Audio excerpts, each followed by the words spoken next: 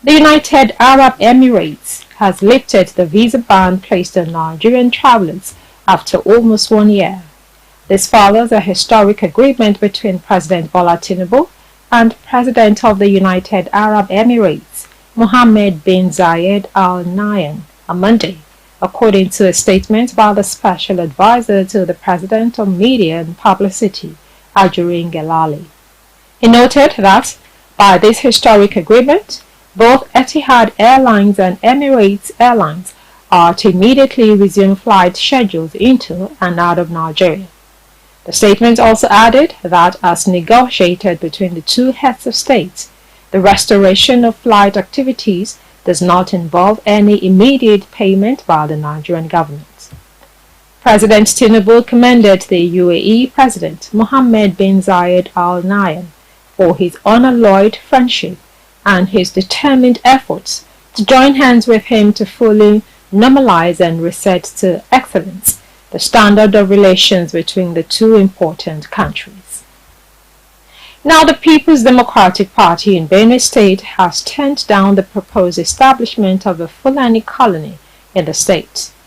The Vice President, Kashim Shettima, had at a public function in Maiduguri, the capital city of Borno State, last week, stated that the present administration had approved the construction of 1,000 houses in Sokoto, Kebbi, Katsina, Zamfara, Kaduna, Niger and Benue states, with all the ancillary facilities of schools, clinics, veterinary clinics and ranches for the Fulani community. The opposition PDP in the state, through its publicity secretary, Bemba Ayochim, described the establishment of Fulani colonies as unjust and insensitive and vowed that people of the state would vehemently reject it. In a statement issued by Ayochim and made available to journalists in Makurdi on Monday, the party called on the state governor, Reverend Father Hyacinth Alia, to remove the state from the list. The party explained that Benue never had a peer-to-peer basis for the inclusion of the state among the other selected states, which all have large indigenous Fulani populations with substantial land holdings on which such colonies could be sited. The PDP further argued that it is unjust and ultimately insensitive to have a colony established for the Fulani with all the facilities for modern living in a state where victims of the genocidal atrocities committed by the same Fulani are still displaced from their lands and means of livelihood and living in subhuman conditions in camps which bear semblance to the concentration camps of Nazi Germany during Second World War. Away from that, in line with the Firearms Act and other extant laws in the interest of public safety and general security, the Inspector General of Police, Olukayode Egbetoko, has announced the establishment of an ad hoc committee tasked with the comprehensive review of firearms licensing and regulations by the Nigeria Police Force. Egbetoko has revealed that the committee's mandate will encompass a thorough assessment of current firearms licensing procedures and regulations, with the aim of enhancing their effectiveness, transparency and accountability.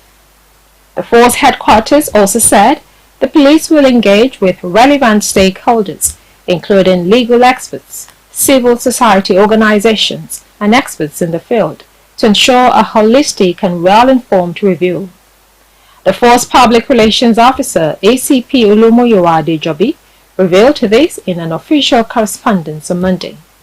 Egbetokun disclosed this while responding to a question by a newsman during his meeting with members of the police management team, including Deputy Inspectors General of Police, Assistant Inspectors General of Police, and Commissioners of Police at the Goodluck Jonathan Peacekeeping Hall, Force Headquarters Abuja. However, he further noted that the police might review the ban in the future.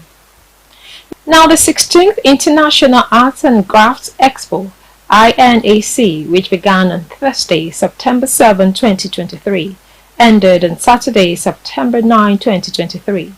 But what it achieved, as usual, for the country's image and future economy remains permanent. Titled networking Nigerian crafts to the world. This year's INAC, which Otumba Rushewe, Director General of National Council for Arts and Culture, struggled to convene against all odds on account of the present deplorable economic situation in Nigeria, added some significant milestones. The 2023 INAC was used to launch the revival of what the DG said used to be the cultural market in Abuja, an expansive arts and culture space with massively renovated facility located in the heart of Central Business District after the Yardra Center near Abuja Continental Hotel and ShopRite.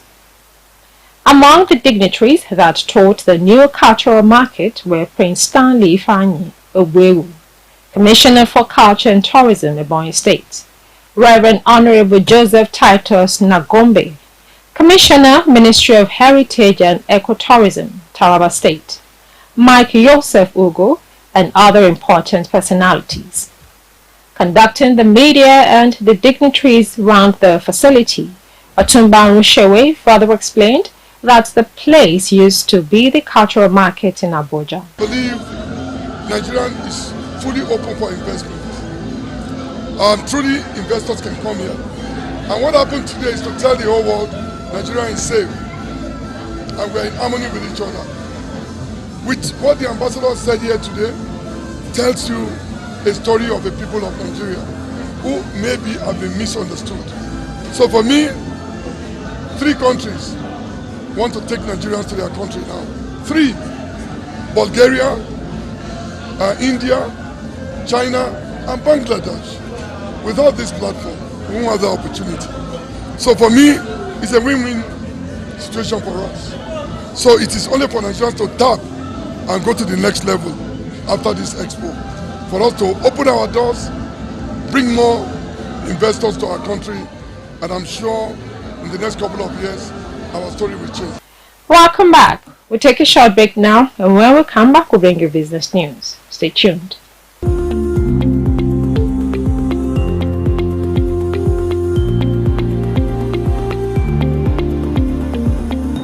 Welcome back to the News Hour on Biscon Television. Now to business news. The Development Bank of Nigeria says it plans to disburse 150 billion naira to micro, small and medium enterprises across the country. The chief economist in Development Bank of Nigeria, Professor Joseph Nana, said this in an interview with newsmen in Abuja. Nana said that the disbursement would be done through participating financial institutions for onward lending to MSMEs across various sectors of the economy. According to him, the objective is to enlist 120,000 MSMEs in 2023.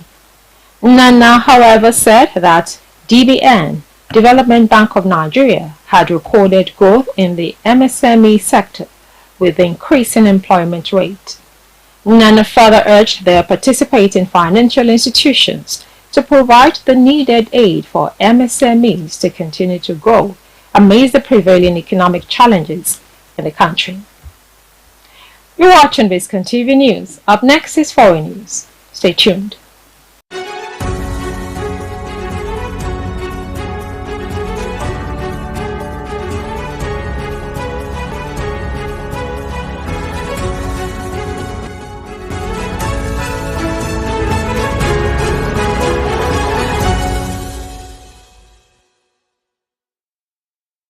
Welcome back to the News Hour on Biscon Television. Now to foreign news. Americans have gathered to commemorate the anniversary of 9/11, 22 years after the deadliest terror attacks on U.S. soil. Relatives read aloud the names of nearly 3,000 people who were killed in the Al-Qaeda attacks. President Joe Biden will mark the day in Alaska. Shortly before the anniversary, officials in New York City identified 2 more victims, according to the mayor's office. The man and the woman are the 1,648th and 1,649th victims to be identified by the Office of the Chief Medical Examiner. The names have been withheld at the request of their families. Commemorations were held on Monday at the site of the attack at New York's World Trade Center, the Pentagon in Virginia, and Shanksville, Pennsylvania, where a plane crashed into a field after passengers overpowered the hijackers. Vice President Kamala Harris joined victims' families at the 9/11 Memorial in New York, where the twin towers of the World Trade Center fell.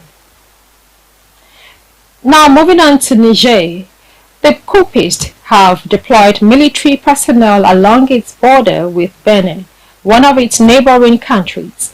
This was according to a video which was posted by a counterinsurgency expert and security analyst in Lake Chad, Zagazola Makama. Newsmen report that as part of its resolution to bring back democracy and restore constitutional order in the Niger Republic, the Economic Community of West African States, ECOWAS, has directed the deployment of the sub-regional standby force on August 10. However, the ECOWAS is yet to invade Niger Republic, despite all attempts to dialogue failed. But Makama disclosed the latest development on its social media page, stating that the military junta in Niger has deployed personnel to the Benin border amidst a possible ECOWAS invasion. We'll take another short break now. When we come back, we'll bring you sports news. Join us again.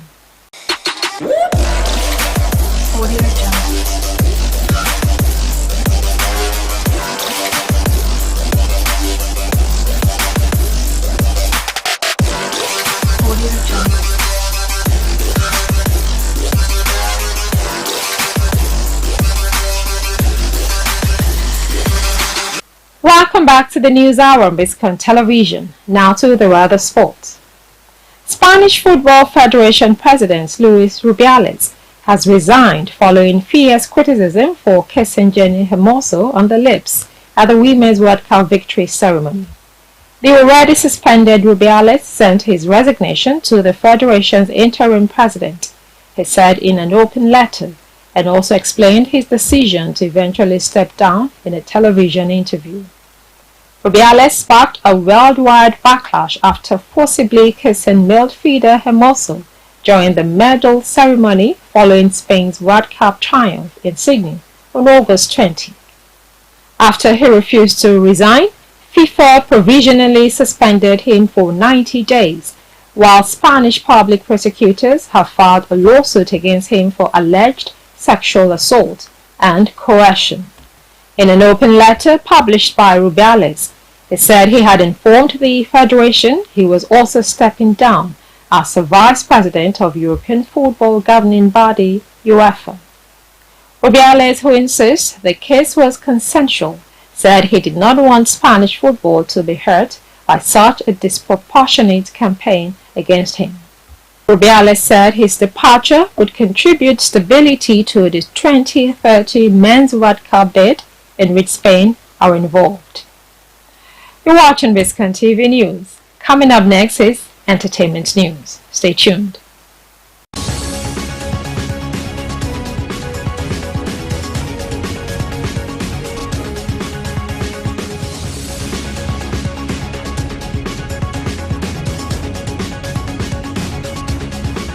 Hello and welcome to Showbiz News. After dominating the mainstream with its unprecedented run in 2022, Asake has continued to enjoy massive commercial success that has culminated in landmark international shows. Asake performed at the 19,000 capacity Barclays Center, New York in a sold-out show, just weeks after his landmark show at the O2 Arena, where he joined Davido, Wizkid and Burna Boy as artists who have headlined the 20,000 capacity hall. Asake made it back-to-back sold-out shows as he wowed audiences in New York. Asake, who won the Album of the Year and Next Rated Artist at the recently aired 16th Edit Awards, performed his hit records from his debut album, Mr. Money with Vibes, and his sophomore album, Work of Art. Asake's international success continues to wow observers, especially since he primarily uses Yoruba language. His international feat is a reflection of his super status after his sorry rise to mainstream success. Also, White Money and Mercy had an intimate conversation in the HOH room after the eviction show, where White Money revealed he once had feelings for Cece. This conversation with Mercy looks like the attempt to know each other better while in the house. They started off as allies with Ford and Angel at the beginning of the season, but soon became an item before our very eyes with loads of steamy moments on the dance floor.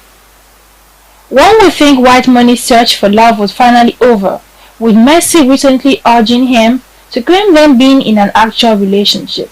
But things took a different turn, with Mercy sharing a kiss with Pera over the weekend. That's all we have for you today on Showbiz News.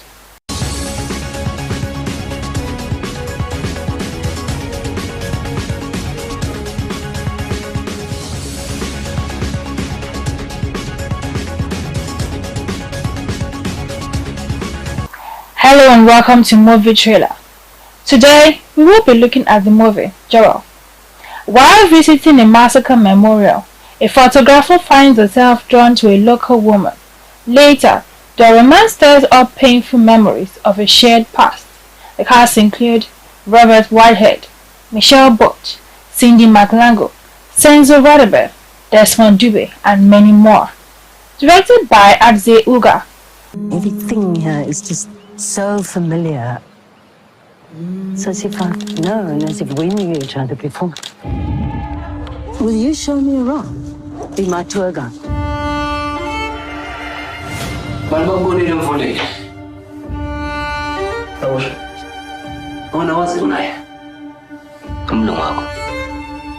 You could be a model.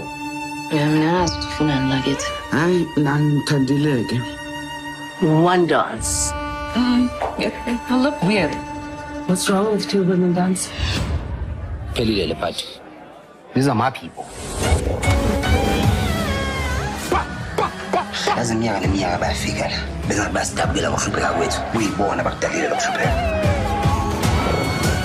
Go to the river. She waits for you. Hi! Hani sutata satani!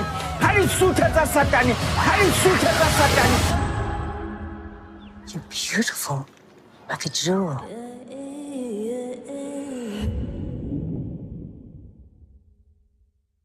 And that's all we have for you today on Movie Trailer.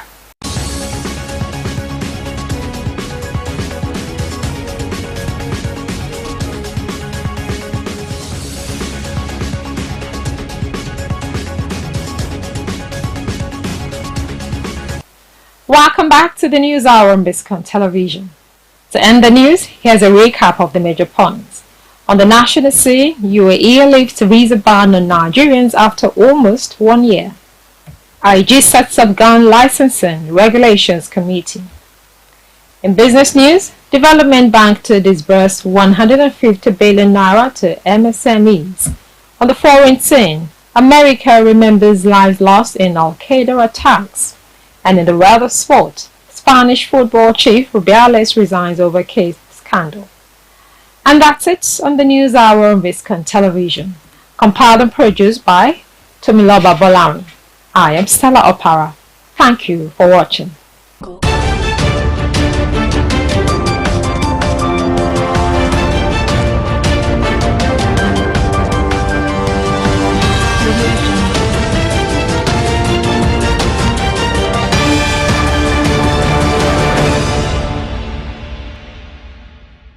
Dear friends and supporters, we trust you are in good health. Today, we come to you with a heartwarming request for assistance on behalf of a young man whose dreams have been derailed by an unexpected health crisis.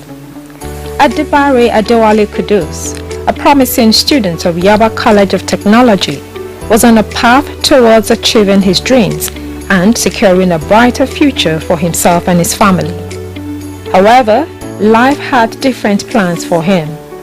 A severe eye cataract has clouded his vision, causing him unimaginable pain and forcing him to drop out of school. The good news is that there is hope.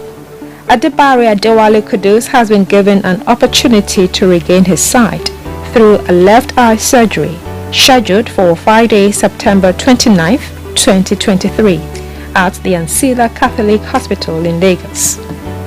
This procedure can change his life forever, but it comes at a cost. We urgently need to raise 850,000 naira to cover the expenses of the surgery and post-operative care. Your generous donation can make a world of difference in Kudu's life.